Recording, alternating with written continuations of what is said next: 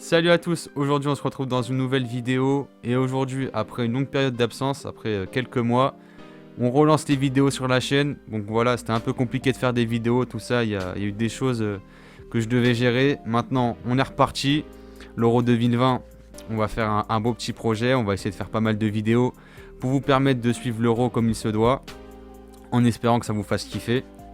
Qu'est-ce que je voulais vous annoncer d'autre aussi, j'ai créé un compte Twitter sur lequel vous pouvez aller si vous avez Twitter, ça serait top pour partager vos avis foot avec moi, etc. Et on commence du coup aujourd'hui à parler de faire un petit pronostic pour l'Euro 2020. Alors voilà, c'est parti avec le groupe A regroupant l'Italie, les Pays de Galles, la Turquie et la Suisse. Donc dans ce petit groupe, je vois bien l'Italie finir première, suivi par la Turquie qui pourrait être la surprise de ce tournoi, qui est vu comme tel par pas mal de monde. Et ensuite la Suisse et le Pays de Galles. Dans ce groupe B, on repère déjà la Belgique, un grand favori, peut-être le plus grand favori de cet Euro. Donc je les vois finir assez facilement premier, suivi par le Danemark, la Russie, puis la Finlande. Donc ensuite le groupe C, je pense qu'il y a une équipe qui se dégage quand même parmi celles-ci. Je vois les Pays-Bas finir premier, suivi de l'Autriche de David Alaba, devant l'Ukraine, puis la Macédoine, que je ne vois pas réaliser l'exploit malheureusement pour eux. Ensuite groupe D, on voit deux grosses équipes, l'Angleterre et la Croatie. Je pense que l'Angleterre est armée pour finir première, la Croatie deuxième. Et ensuite j'ai eu un petit peu de mal à me décider qui j'allais mettre troisième, mais je pense que la République tchèque finirait troisième devant l'Écosse, mais bon, voilà. Ensuite groupe E, je vois bien l'Espagne sortir première quand même, elle me paraît quand même plus forte que les équipes autour. Suivi de la Pologne, de Robert Lewandowski, que je vois finir devant la Suède, qui en plus sera privé de Zlatan, pour enfin en quatrième mettre la Slovaquie. Groupe F, alors ce groupe là il était compliqué quand on y repense, il fait mal à la tête, c'est le groupe de la mort, très compliqué, 4 grosses équipes. Donc dans ce groupe là, je sais pas, mais les Allemands me font peur, je sais pas pourquoi, mais je les verrais bien finir premier, suivi de la France, du Portugal et de la Hongrie. Et ensuite comme meilleur troisième déjà le Portugal, pour moi ça me paraît presque évident en espérant qu'ils aient des points pour sortir. La Suède que je vois bien faire un match nul contre la Pologne, l'Ukraine pareil, match nul contre le deuxième, puis la Suisse.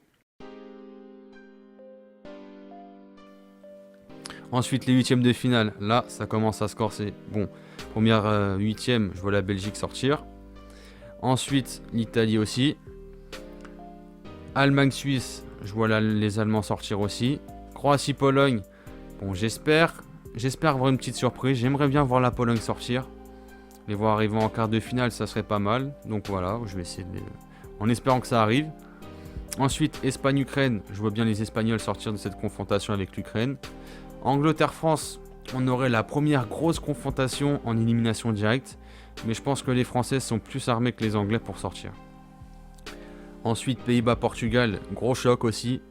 Mais je pense que les Portugais sauront s'en sortir. Turquie-Danemark, pareil, un match assez serré sur le papier, mais je vois bien les Danois s'en sortir.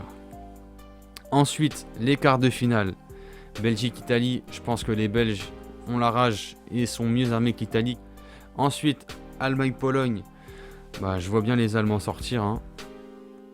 Je pense qu'ils sont favoris et ils sont plus forts. Espagne-France, je vois la France sortir.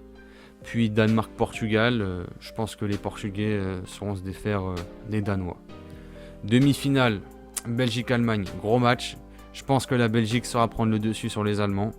Et de l'autre côté, la revanche de 2016 de la finale, France-Portugal. Ça me paraît être un match très serré, qui aura déjà eu un match de poule. Mais en demi-finale, franchement, allez, on va dire que la France prend sa revanche et arrive en finale de cet Euro contre la Belgique. On a donc la revanche de la demi-finale de la Coupe du Monde 2018, Belgique-France, match très serré. Et je vois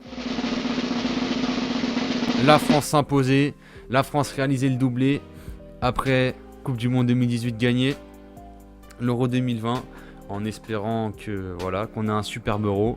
N'hésitez pas, je mets le Twitter du compte en description. Si vous avez Twitter, allez vous abonner. Je mettrai aussi le lien de ce site en description. N'hésitez pas à m'envoyer vos résultats, les partager, et on pourra se faire un petit truc sympa. Sur ce, à bientôt, et prenez soin de vous.